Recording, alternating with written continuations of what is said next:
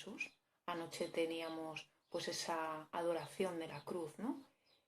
Y en el que asistíamos, bueno, a la muerte, ¿no? De un inocente, de una persona que había pasado durante toda su vida haciendo el bien a los otros, y justamente esos otros son los que le van a llevar a la muerte, ¿no? Y ahí nos quedamos, ¿no? Ante el sinsentido que toda muerte tiene, pero ante el sinsentido elevado que supone la muerte de una persona inocente, ¿no? Y de una persona buena, a manos de la injusticia. ¿Vale? Entonces, en esa situación, yo os invito a que miremos pues, a dos personajes o a dos tipos de personajes, a dos grupos. ¿A quién os invito? Por un lado vamos a pensar en ese primer sábado santo, ¿vale? Y vamos a pensar cómo estarían los discípulos en el día de hoy. Los discípulos y las discípulas de Jesús que habían depositado en él su esperanza, su confianza, ¿vale? Que tenían en él unas expectativas claras, ¿no? Él era el Hijo de Dios, él era el Mesías, y ahora resulta que ha sido ajusticiado como el peor de los criminales, ¿no? Pues estarían viviendo seguramente situación de desconcierto, de incertidumbre, a ver, de la tristeza también, ¿no? Por la pérdida del amigo, pero también a lo mejor de decepción, ¿no? Y de qué va a pasar, de miedo, ¿no? ¿Qué va a pasar con nosotros, ¿no? ¿Van a ir a por los que hemos sido sus seguidores durante todo este tiempo? ¿No van a ir? ¿No? ¿Seguirían confiando? Seguramente en alguno de ellos sí que quedaba ese resquicio de esperanza, ¿no? Ante las palabras que había dicho Jesús pues, durante su despedida, ¿no? Esa apertura, resurrección, ¿no? Pero está ahí todavía ese miedo, esa duda. Por un lado a todos ellos, a las discípulas y a los discípulos de Jesús. Y por otro lado, vamos a fijarnos, os invito a que nos fijemos en María, ¿no?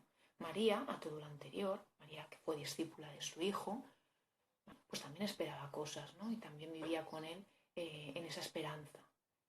Pero a esa pérdida del Mesías, en María se suma algo más, ¿no? Más visceral, si queremos decirlo así. Es la pérdida del hijo, ¿no? El mayor dolor al que se puede enfrentar cualquier madre, ¿no?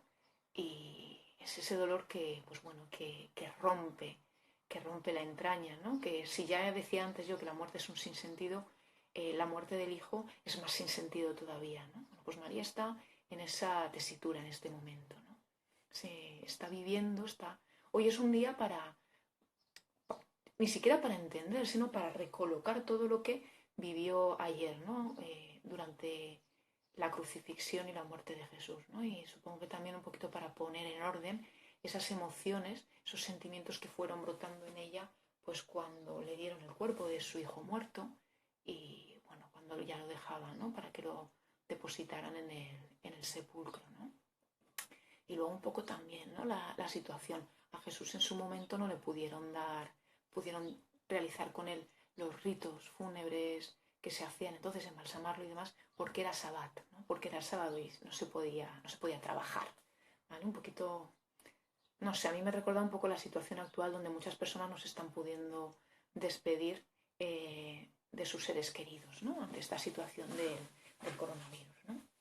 Bueno, y ante esto, la invitación a mirar a María, ¿no? A acompañarla en este momento, a estar a su lado. Igual que ella estuvo ayer sosteniendo a su hijo, pues que seamos nosotros quienes la sostenemos a ella, ¿no? Quienes acompañamos en su dolor, quienes estamos simplemente a su lado. No es momento de, muchas veces, y seguro que todos tenéis experiencia de ello, cuando vivimos situaciones de dolor profundo, de tristeza, no necesitamos que nos digan cosas, no necesitamos palabras, simplemente necesitamos saber que alguien está, ella está. Bueno, pues ese es el momento de hoy a nosotros junto a María, ¿no?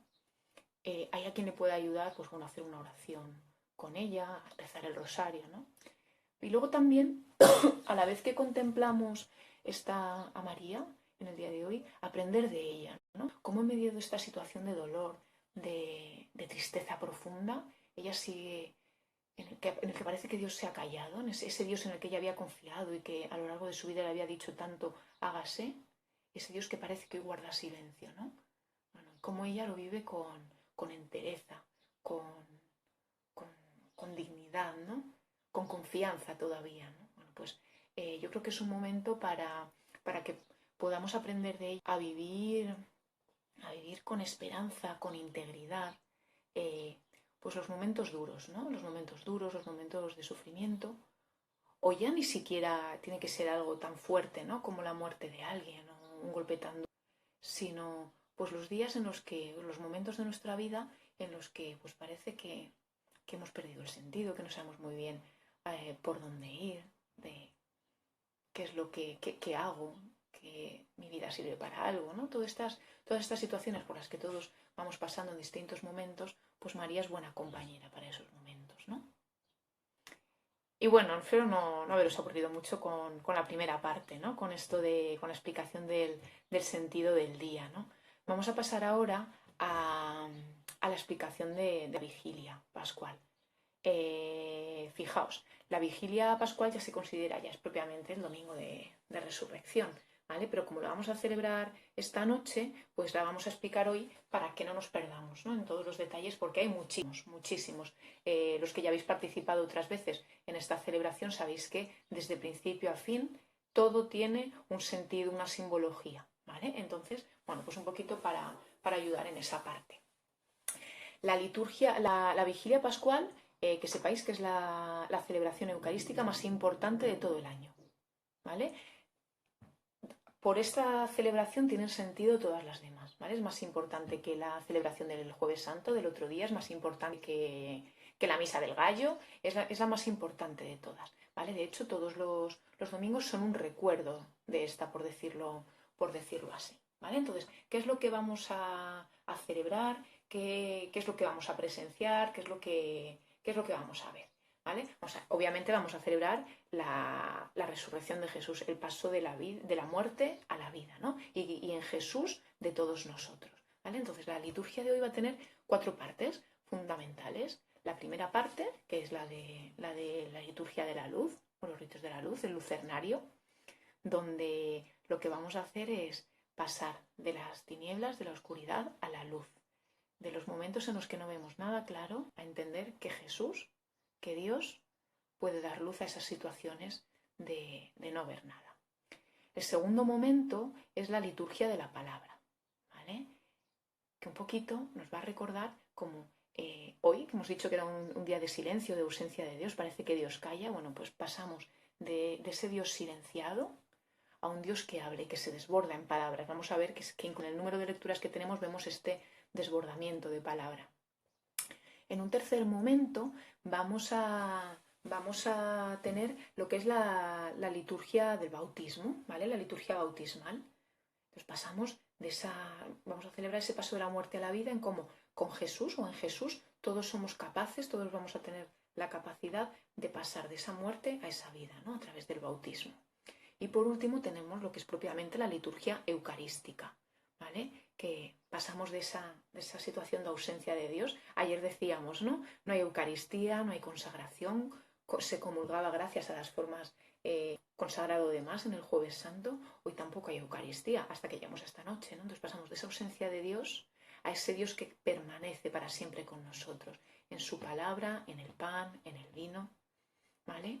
Entonces, bueno, pues esto es un poquito, a muy grandes rasgos, ¿no? Entonces ahora vamos a ir esbozando o desgranando un poquito cada una de estas partes, ¿vale? Fijaos, la primera parte hemos dicho que era la del lucernario, ¿vale? Entonces en el lucernario yo voy a decir que yo esto lo voy a explicar de acuerdo a lo que es habitual, ¿vale? Yo no sé qué indicaciones han dado en cada lugar pues los obispos y las conferencias episcopales, ¿no? Con esto de la crisis sanitaria, ¿no? Del coronavirus. Entonces, yo voy a explicar tal cual, luego imagino que en cada lugar lo van a adaptar de acuerdo a esas indicaciones sanitarias, ¿vale? Entonces, el lucernario empieza siempre fuera de la iglesia. ¿Qué es lo que se va a hacer? Es un momento introductorio, ¿vale? Es un momento de anuncio. Entonces, se va a hacer una hoguera, una fogata, y se va a bendecir ese fuego, ¿vale? Porque es algo nuevo y se bendice porque Dios lo hace todo nuevo. A continuación se coge el cirio pascual. Hoy se estrena cirio pascual en todos los sitios, ¿vale? El cirio representa a Cristo. Entonces lo primero que se va a hacer con ese cirio va a ser signarlo. Se le van a ir poniendo unas insignias, unas pegatinas, en el que se nos va a recordar que Cristo es el Señor del tiempo, es el Señor de la historia, es el centro de la historia, ¿vale? Entonces lo van a hacer a través de unas palabras, ¿no? Se va a decir Cristo, ayer y hoy, principio y fin, alfa y omega, suyo es el tiempo y la eternidad, ¿vale? Nos va a ir recordando este señorío de Cristo ante la historia y ante el tiempo. A continuación se va a encender el cirio. Yo sí que os invito a que estéis atentos a las palabras que va a decir el sacerdote cuando encienda el cirio, porque son súper bonitas y súper esperanzadoras, ¿no? Nos va a decir, la luz de Cristo, que resucita glorioso, disipe las tinieblas de nuestro corazón y de nuestro espíritu, ¿no? Qué bonito, ¿no? Que Jesús sea capaz de quitar todo aquello que nos atormenta, que nos quita la paz, que nos quita la vida. Luego se van a coger de las ascuas de la hoguera, se van a encender el incensario, ¿vale? Y con esto ya vamos a pasar, vamos a empezar a la procesión de entrada al templo, de tal manera que va delante el incensario, la columna de humo y el cirio pascual, la columna de fuego. Esto nos recuerda al pueblo en el desierto. Yo no sé si recordáis que el pueblo en el desierto, el pueblo de Israel, en su andadura por el desierto, iba guiado por Yahvé. Y nos dice que por el día les guiaba una columna de humo y por la noche una columna de fuego para que siempre pudieran estar caminando. ¿Vale? Bueno, pues nosotros hoy, bueno, nosotros no porque lo vamos a hacer desde casa, ¿no? Pero se va caminando tras ese Dios, ¿no? que nos va a guiar, que nos va a orientar. Y llegamos al principio de la iglesia. Cuando estamos ya dentro de la iglesia, justo a la entrada, empezamos a encender, cada uno de nosotros llevaría una velita, ¿vale? Entonces empezamos a encender de esa vela, de ese cirio, nuestras velas. Y esto es importante, ¿no? Aquí algunos se reirá. Las velitas se encienden de la luz del cirio, no de otro mechero, de una cerilla, ¿vale? Entonces esto sí que es importante. ¿Por qué? Porque lo que estamos haciendo es que la luz de Jesús nos ilumina a nosotros, ¿vale? Ilumina nuestra propia luz. Y finalmente, bueno, se sigue entrando. Todo esto va con una aclamación, ¿no? Que va diciendo, luz de Cristo, ¿vale? Demos gracias a Dios. Finalmente llega el cirio al altar, ¿no? Y el cirio se coloca, lo recomendable es al lado del ambón, ¿no? Porque ahora veremos cómo las lecturas se van a leer a la luz de Cristo, a la luz del acontecimiento de Cristo. Y una vez que se ha colocado junto al ambón o junto al altar, se proclama el pregón pascual. ¿Vale? No hay munición de entrada esta vez. La munición es justamente este pregón. Este pregón es un himno muy antiguo, ¿eh? Es de finales del siglo III, principios del siglo IV. Fijaos si llevamos siglos cantándolo en la iglesia, ¿no? Y lo que hace es cantar un poco pues la gloria de la noche y de la resurrección de Cristo, ¿no? Y con esto, bueno, pues era por decirlo así, por iniciada, ¿no? Esta vigilia pascual y pasamos a la siguiente parte, que hemos dicho que era la liturgia de la palabra. Hoy la liturgia de la palabra es larga. O sea, os anticipo, hay 9 lecturas, casi nada, ¿verdad? Normalmente son 3 y a veces se nos pueden hacer un poco largas, con lo cual imaginaos hoy que tenemos 9 lecturas.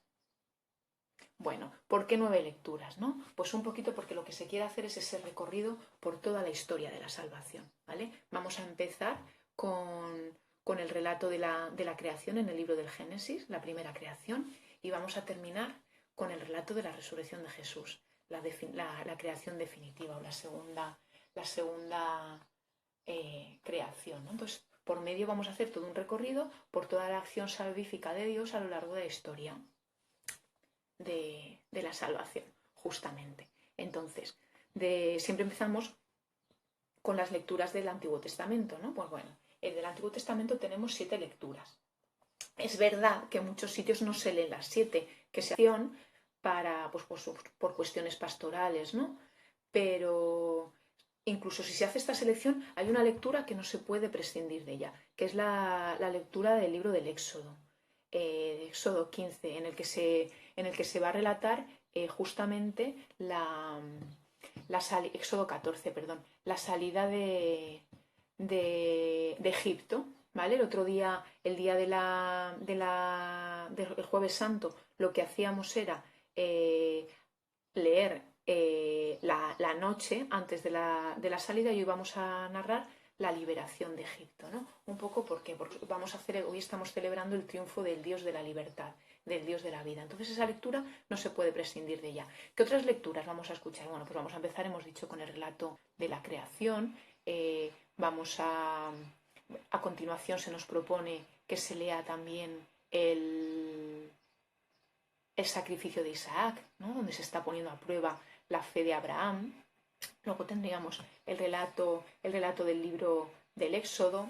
Luego tenemos dos lecturas del profeta Isaías, muy bonitas. Las dos, la primera que nos dice, con misericordia eterna te amo, y la siguiente en la que nos habla de esa alianza perpetua que sella Dios con nosotros, ¿no? En la que gracias a esa alianza viviremos para siempre. Luego tenemos una sexta lectura del profeta Baruch, en el que se nos invita a caminar a la luz del Señor, ¿no? Que es lo que vamos a hacer a partir de este momento. Y por último, se nos propone la lectura del profeta Ezequiel, ¿no? Donde se nos dice que nos va a dar un corazón nuevo y que se va a derramar sobre nosotros un agua que nos va a purificar, ¿no? Que nos va a limpiar de nuestro pecado, de nuestro mal, ¿vale?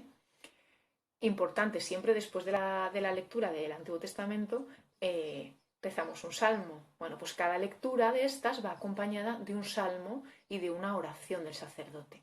Entonces, después tendríamos lectura del libro del Génesis, salmo, oración. Segunda lectura del libro del Génesis, la otra lectura, la de Abraham, que hemos dicho, salmo y oración del sacerdote. Tercera lectura, así, ¿vale? ¿Por qué? Porque los salmos son como esa respuesta a ese Dios que nos está hablando a través de esas lecturas, ¿vale? Una vez que se ha terminado las lecturas del Antiguo Testamento, se procede al canto del Gloria. El canto del Gloria, que ya decíamos el otro día, que se ha estado casi toda la Cuaresma sin cantarlo, salvo en alguna fiesta súper importante, ¿vale? Entonces hoy el canto del Gloria se nos invita a hacerlo con mucha alegría, pues eso, se vuelven a tocar todas las campanas y además se encienden las luces y se encienden los cirios de la iglesia, ¿vale? Una vez que ha terminado el canto de gloria, pasamos a las lecturas del Nuevo Testamento, ¿vale? Que son dos.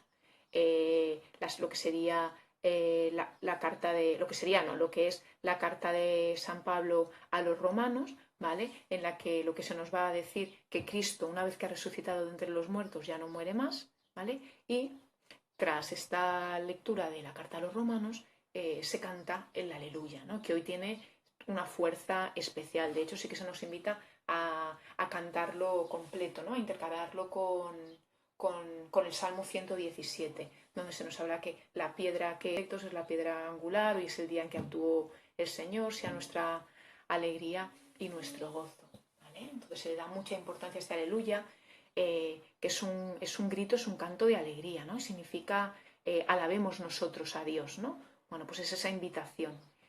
Y tras el aleluya, ¿qué es lo que llega? Pues justamente el culmen de esta liturgia de la palabra, que es el relato del Evangelio, ¿vale? ¿Qué nos va a contar el Evangelio? Bueno, pues que muy de mañana un grupo de mujeres fueron al sepulcro para embalsamarlo y demás, ¿vale? Y se encuentran con que Jesús no está allí y, bueno, les dan la indicación, ¿no?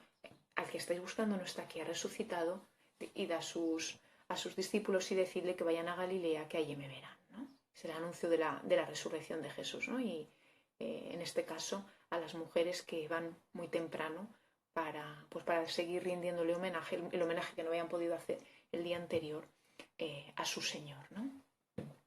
Hasta aquí hasta aquí no. A continuación justo después de las lecturas hay una breve homilía por parte del sacerdote, pues un poquito para ayudar a entender, ¿no? Todo este hilo conductor de las lecturas, ¿vale? Y actualizarlo en nuestra vida, ¿no? Y en nuestra situación concreta, ¿vale? Toda esta liturgia de la palabra tan larga servía también, o sirve también, como final del proceso catequético de las personas que se iban a bautizar o que se van a bautizar en la noche santa, en la vigilia pascual. ¿Vale? Es como, bueno, pues como culmen de ese proceso de catequesis que habían estado haciendo, hacemos un recorrido por toda la historia de la salvación, ¿no? Entonces, que sepamos esto. ¿Por qué digo esto? Porque ahora enlazamos con la siguiente parte, con la tercera parte de la vigilia, que hemos dicho antes que era la liturgia bautismal. ¿Vale? Fijaos, esta noche es el día propicio para celebrar lo que son los sacramentos de iniciación cristiana, el bautismo, la confirmación y la Eucaristía. De hecho, así era en los primeros siglos de la Iglesia, ¿vale? Y hoy todavía hay mucha gente que lo hace, ¿no? Y es más, en el caso del bautismo de adultos, se reciben a la vez, ¿no? Bueno, sí, en la misma celebración los tres sacramentos, el bautismo y la confirmación y finalmente la Eucaristía. Un poquito para celebrar, ¿no? esa acogida total en la comunidad creyente, ¿vale? Entonces, esta liturgia bautismal también tiene varias partes, ¿vale? Empieza con, con la letanía de los santos, ¿vale? En el que se va a pedir la intercesión de todos los santos por nosotros, ¿no? Por la humanidad. ¿Vale? A continuación se procede a la bendición, a lo que se conoce como la bendición del agua, pero realmente es una bendición a Dios, ¿vale? Por todo lo bueno que nos ha ido regalando, por todos los acontecimientos salvíficos que nos ha ido o que ha ido teniendo con nosotros a través del agua, ¿no? Pues bueno, la creación, el paso del Mar Rojo, el bautismo de Jesús en el Jordán, ¿no? Bueno, pues muchos hay acontecimientos en los que Dios ha ido actuando en nuestra historia a través del agua. A continuación, si hubiese algún bautismo o alguna confirmación, sería el momento de hacerlo, ¿vale? Y se renovarían las promesas bautismales, ¿vale? En el que todos nos unimos a esa promesa de seguir confiando en Dios, de seguir apostando por el bien y de renunciar a todo lo que significa el mal, el dolor y la muerte. ¿Vale? A continuación llega el momento, pues muchas veces más divertido de todo, sobre todo en las Pascuas juveniles, que es el momento de la aspersión, ¿no? En la que el sacerdote pues va a ir echando ese agua que se ha bendecido sobre los fieles, ¿no? En recuerdo de su bautismo. Y es un gesto que se va a poder repetir a lo largo de todos los 50 días que dura la Pascua. Y concluye este momento, esta liturgia bautismal, con la oración de los fieles, ¿no? La oración en la que se va a pedir por todas las personas y de una manera especial por quienes han celebrado en ese día, o por los que celebran en ese día, el bautismo, la confirmación, ¿vale? Los sacramentos de iniciación. Y bueno, ya vamos a ir terminando, tranquilos. Pasaríamos a continuación a la cuarta parte, ¿no? La cuarta parte, que es la más importante y que a veces nos puede pasar más desapercibida porque es a la que más estamos acostumbrados, ¿no? Que es la liturgia eucarística. Entonces, bueno, pues todo ocurre como en una Eucaristía normal. Se hace la procesión de las ofrendas, importante en este momento, ¿no? Porque es lo que las personas le presentamos agradecidas a Dios. Llega el momento de la consagración, pues muy esperado, ¿no? Después de 2 días sin ella, y el de la comunión con ese Cristo resucitado, ¿vale? Termina la celebración con la despedida, que durante estos días va a ser también una despedida especial, ¿no? Porque siempre nos dicen podéis ir en paz, ¿no? Y nosotros decimos demos gracias a Dios. Bueno, pues ahora nos van a decir podéis ir en paz, aleluya, aleluya. Y nosotros diremos demos gracias a Dios, aleluya, aleluya, ¿no? Un poco recogiendo ese grito de júbilo, de alegría del que hablábamos al principio. Y bueno, esto es un poquito todo lo que vamos a vivir hoy, ¿no? Que esto de la vigilia pascual, que será al final del día, no nos despiste de todo lo que es el significado del sábado santo y que comentábamos al principio, ¿vale? Fijaos, os invitábamos a acompañar a María, ¿no? Esta noche también pensemos en la alegría de Cristo, que es resucitado de entre los muertos, por la acción del Padre y del Espíritu, y pensemos también en la alegría de María, ¿no? De entender y de experimentar que su hijo no está muerto, ¿no? Que está vivo. Y para poder entrar mejor, ¿no? Para poder celebrar con ellos mejor esa alegría, sí que es importante que vivamos todo el Sábado Santo desde ese sentido que decíamos al principio de silencio y de acompañamiento a María. Creemos que el material que os hemos preparado para la reflexión de hoy, que a partir de las 12:30 ya lo tendréis ya está en el blog, ¿vale? De calasanciascontigo.blogspot.com, y que se os estará mandando también, os puede ayudar, ¿no? A acompañar a María y un poquito a entrar en el interior de su corazón. Y nada más, que paséis un buen Sábado Santo, que sea un momento de interiorización, de silencio real, de contemplar a María y de prepararnos, ¿no? Para lo que viviremos y celebraremos esta noche. Cuidaos mucho.